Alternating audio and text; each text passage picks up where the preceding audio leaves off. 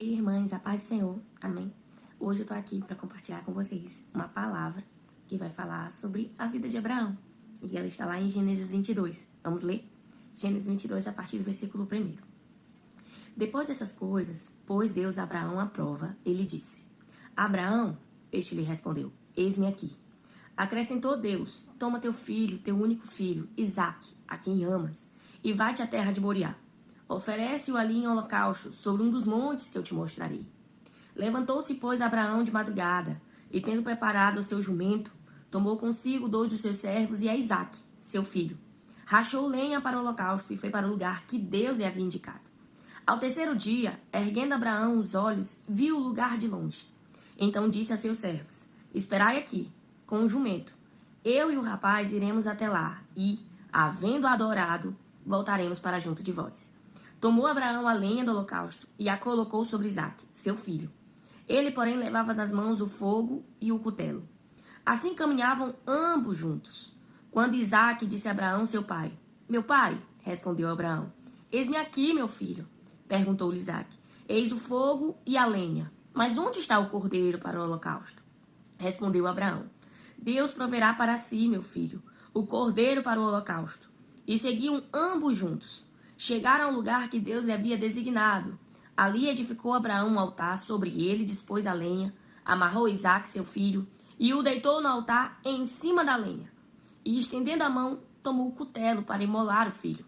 Mas do céu lhe bradou o anjo do Senhor: Abraão, Abraão! Ele respondeu: Eis-me aqui.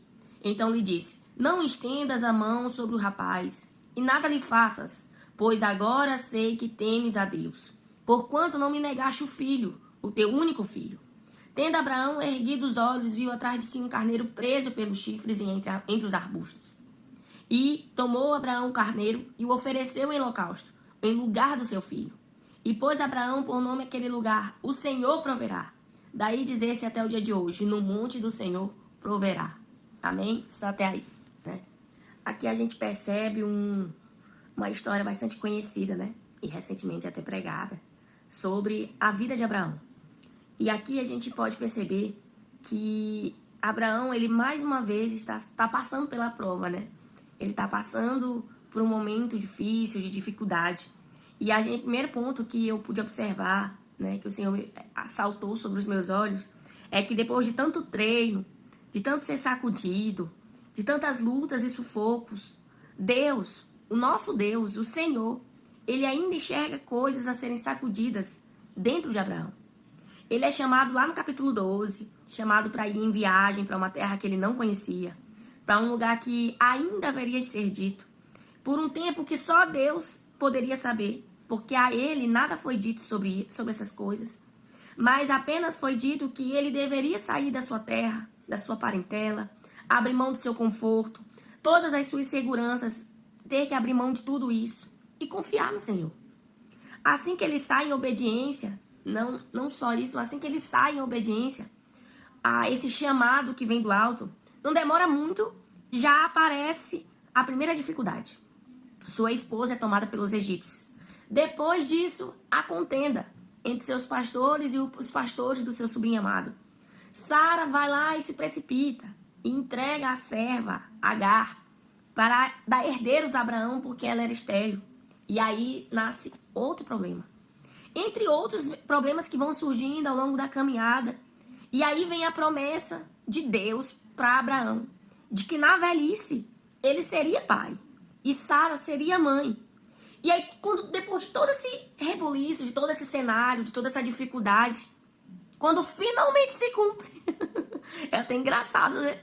Quando finalmente se cumpre, aqui no capítulo 22, Deus vem e decide provar Abraão. Toma teu filho, teu único filho Isaque, a quem amas, e vai-te à terra de Moriá. Oferece-o ali em holocausto, sobre um dos montes que eu te mostrarei. Moriá, a palavra Moriá, né? Ela significa escolhido por Javé. E Javé, por sua vez, significa Senhor. Ou seja, o lugar cujo Deus está direcionando agora Abraão a fazer um holocausto do seu filho amado foi um lugar escolhido pelo Senhor. E aqui me mostra uma coisa assim muito importante, né? Sobre as nossas vidas e que tem falado muito comigo. É que a vida de quem anda com Deus, ela é marcada por pontos marcados diretamente pelo Senhor, em todos os âmbitos e meios da nossa vida. Há a vontade de Deus para tudo, para aquele que foi chamado e que aceitou o seu chamado. Haverá vontade de Deus nos mínimos detalhes da nossa vida. Não podemos achar que somos como um barco à deriva, ou que não temos um capitão. Nós temos um capitão e, mais do que isso, nós temos um Senhor. E Ele, na qualidade de Senhor, Ele tem vontade para as nossas vidas. E cumpre a nós, cabe a nós, procurar discernir a sua voz, procurar ouvir a sua voz, procurar atender a sua voz e caminhar conforme a vontade que Ele tem nos revelado. Deus pede aquilo que era o verdadeiro emblema de conquista de Abraão. Seu filho, seu único filho, Isaque, a quem ele, Abraão, amava. Mas o nosso pai na fé nos deu um show de lição. Seu filho era realmente tudo isso que o Senhor dissera. Mas quando solicitado que fosse entregue, Abraão se mostrou disposto, não titubeou, não se questionou, não indagou Deus, não foi lutar contra aquele veredito que poderia parecer estranho e duro. Apenas levantou-se, aprontou-se e foi para o lugar que Deus havia escolhido e lhe indicado. Nossas vontades, nossos achismos, nossas conquistas, quando encontramos o Senhor, descobrimos que na verdade nunca foram nossas de verdade. Elas são do Senhor, no sentido que elas poderão vir, mas devem ser abandonadas para que o Senhor possa achar lugar para enxertar em nós os seus planos, os seus sonhos, os seus projetos, a sua vontade, ou seja, o seu reino. Mas nosso mal é acreditarmos que fomos nós que fizemos algo, nós que construímos algo, nós que conquistamos algo. E por isso, quando o Senhor nos pede algo, se torna penoso dar, porque criamos uma fortaleza disfarçada de um sentimento aparentemente bonito, que de posse, um sentimento de posse mascarado por um cuidado exacerbado por algo que na verdade nunca foi e nunca será nosso. Isaque era o emblema perfeito do maior sonho de Abraão, da maior conquista, do cumprimento da promessa. Ainda da velhice daria frutos, e deu frutos, que ainda na velhice teria herdeiros, e ele não seria o seu escravo, Eliezer, mas acima de tudo, era a marca da sua promessa, era aquilo que Deus havia falado, e aquilo que Deus falou se materializou diante dos olhos de Abraão. Isaque, a presença de Isaque era olhar para algo dito por Deus e ver aquilo ser cumprido a cada passo, a cada crescimento, a cada evolução. E é muito claro de que Abraão amaria aquele filho. É muito claro que Abraão se apegaria àquele filho. Quem não? Qual pai que não se apega ao seu filho? Qual pai que não daria a própria vida pelo seu filho? Qual pai que, sendo mãe de verdade, não teria um apego assim ao seu filho, de cuidar, de amar, de fazer tudo de melhor, de oferecer o melhor aos seus filhos? Eu sei o que é isso. Então, qual pai e qual mãe não faria de tudo por o seu filho? Mas Abraão entendeu que Isaque era mais que um emblema. Era mais do que um sonho seu realizado de ser pai. Era mais do que o cumprimento de uma promessa. Ele entendeu que Isaque era do Senhor. Ele entendeu que Isaque só era Isaque porque o Senhor havia lhe dado. Então Abraão faz agora algo que, se fosse eu, não posso falar por vocês, mas se fosse eu, teria dificuldade de entender, teria dificuldade de aceitar, que é entregar. É não só entregar Isaque, mas se entregar ao Senhor. Então, Abraão tinha todos os motivos para pensar ou se perder no seu próprio amor. Mas a verdade é que ele havia avistado o lugar que Deus havia separado para ele. E não era só Moriá, não. O que Abraão avistava, a terra da promessa, era o seio que Deus havia lhe concedido. O consolo, o seio de poder descansar. E esse descanso estava no Senhor. E é por isso que Abraão se entrega. E é por isso que Abraão faz. E é por isso que Abraão consegue romper com tantas coisas. Porque ele avistou a terra. ele avistando a terra, ele avistando Moriá, ele conseguiu entender que ali Deus iria suprir, que ali era o lugar da vontade de Deus, e ele conseguiu crer que adorando ao Senhor, ele proveria de tudo, inclusive o holocausto, inclusive o alimento a ser feito no holocausto, inclusive o sacrifício, ainda que fosse seu filho. Lá em Hebreus vai dizer que Abraão sabia que se Deus havia em Deus poder para ressuscitar o seu filho, sem ninguém lhe dizer, sem ninguém chegar para ele e dizer, olha, Abraão, é isso que eu te digo, que se tu sacrificar ele, eu vou ressuscitá-lo. Não. Abraão viu além. Abraão viu a terra da promessa. Abraão viu a promessa, não só em Isaac, mas em Deus. E mais que isso, apesar de Abraão não ter tido contato de viver diretamente com Cristo, mas ele foi chamado de amigo de Deus. Ele foi chamado daquele que não só andou, mas conheceu a vontade de Deus. Aquele quem era próximo, que Deus revelava os seus segredos, que Deus se mostrava, que Deus procurou se manifestar na vida dele. Então, o Senhor mostra a Abraão aquilo tudo que o próprio Senhor iria passar. Como passou, que é de entregar o seu filho, de sacrificar o seu filho. E não só de sacrificar o filho, mas o filho se sacrificar. Percebam que Abraão, aqui, quando questionado pelo seu filho, né? Meu pai, mas onde está o animal? Onde está o sacrifício? Abraão vai dizer para ele, Deus proverá.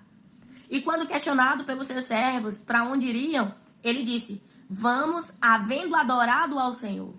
Aquele sacrifício para Abraão era muito mais do que simplesmente uma entrega. Era um emblema de adoração a Deus. E ele faz questão de mostrar isso ao seu filho. E a gente vê essa representação, essa, digamos assim, essa formulação, esse cumprimento, na verdade, vindo em Cristo. E aqui a gente está em Gênesis, irmãs. Em Gênesis, início de tudo. E Deus já está manifestando, mostrando, revelando, ainda que por sombras, ainda que por figuras, ainda que por coisas que ainda haveriam de vir, mas ele já está mostrando aos seus amigos a sua vontade. Ele já preparou um plano perfeito para a humanidade. Em Gênesis já havia um plano perfeito.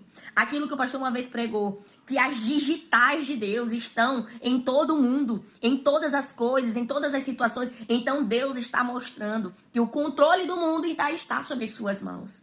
E o que mudou? Nada mudou. O controle de Deus permanece sobre as suas mãos. Então, irmãs, para finalizar, eu encerro dizendo que Abraão, ele viu muito mais do que uma promessa em Isaac.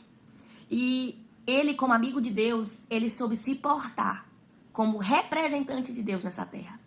Quando Deus revela, né, a vontade dele, eu estava estudando isso, eu lembrei muito de algo que o pastor pregou há um tempo atrás, que ele disse que as digitais de Deus estão sobre o mundo. A gente consegue perceber Deus sobre tudo, porque as suas digitais de Criador estão sobre todas as coisas. E aqui, Abraão ainda não conseguiu discernir direito, mas a verdade é que a vontade de Deus foi revelada em Abraão. Deus estava apresentando a Abraão um plano, o grande plano, podemos assim dizer, o plano divino ao longo dos séculos, de salvar, de resgatar o homem do lamaçal que ele mesmo se jogou. E a gente percebe que isso vai se cumprir em Cristo. E que agora, Abraão estava tendo um spoiler daquilo que haveria de vir. Ele teve uma previsão. Deus estava compartilhando com Abraão o que ele, quanto pai, passaria. E o que o filho, o nosso Senhor Jesus Cristo, passaria. Porque o pai entregou o seu filho ao sacrifício. Mas Cristo, quanto filho, se entregou ao pai. Agora não haveria mais lenha de holocausto. Agora a lenha em Cristo foram todas aquelas vozes que caçoaram, que escarneceram, que zombaram de Jesus. Todos aqueles gritos, soltem Barrabás, crucifica Jesus, crucifica Jesus. O fogo agora era a sentença do imperador, dos judeus, que achavam que detinham poder, que achavam que detinham muitas benevolências, que achavam que poderiam fazer algo. O altar foi o Gólgota. E o cutelo foram as chicoteadas que Cristo recebeu, culminando com os pregos naquela cruz. E todo esse sacrifício, essa figura em Abraão, esse momento em Abraão, foi para que ele, Cristo, se manifestasse em nós. E por isso tudo que ele fez, por esse grande sacrifício, grande e eterno sacrifício, podemos viver hoje. Se eu e você estamos vivas, é para que a glória do nome de Jesus Cristo seja exaltada sobre a terra. Porque é sobre esse nome que vivemos, é sobre esse sacrifício. Abraão jamais imaginaria o que viria, mas ele creu. E essa é uma grande lição para nós. Ele creu. Ele creu que a promessa de Deus estava de pé. Ele não ficou indagando, ele não ficou questionando o como Deus faria. A verdade é que Abraão sabia que de um jeito ou de outro, ele faria. Então, hoje, irmãs, é um dia de recomeçar e de crermos, porque as palavras de Deus, a vontade de Deus, o conhecimento de Deus ainda está disponível para nós hoje. E o que faremos com isso? E o que diremos a Ele? Que resposta daremos quando Ele nos perguntar: a quem enviarei? Nós vamos crer, nós vamos viver a vontade de Deus para as nossas vidas. Amém?